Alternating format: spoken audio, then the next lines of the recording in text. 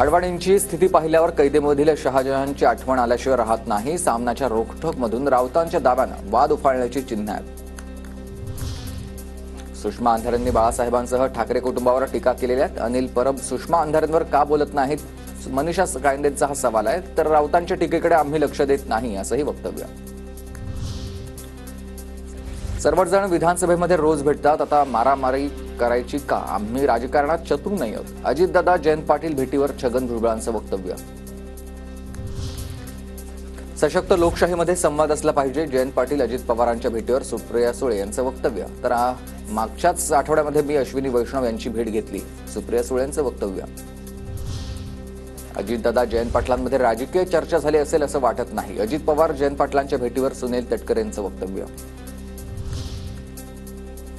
सरकारच्या 100 दिवसाच्या कार्यकाळामध्ये गुन्हेगारी वाढली आहे. एका मंत्र्याची विकेट गेली आहे. खासदार सुप्रिया सुळेंचा हल्लाबोल. कायदा सुव्यवस्था ढासळली. 3 आठवड्यानंतर देखील पोलिसांना आरोपी सापडत नाही. पोलीस जाणीवपूर्वक आरोपींना पकडण्यामध्ये टाळाटाळ करत आहेत. नीतीची छेडछाड झाल्याच्या प्रकरणामध्ये एकनाथ खडसेंचा आरोप.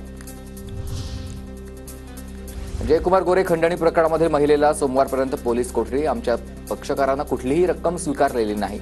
पैशांच्या बॅगला महिलेनं हात लावलेला नाही. संबंधित महिलेच्या बचाव पक्षाचे वकील नितीन गोडसे यांची माहिती. राज ठाकरेंच्या उपस्थितीमध्ये आज मनसेची बैठक. प्रभादेवीमधील रवींद्र नाट्य मंदिरामध्ये सकाळी 10 वाजता बैठकीचं आयोजन.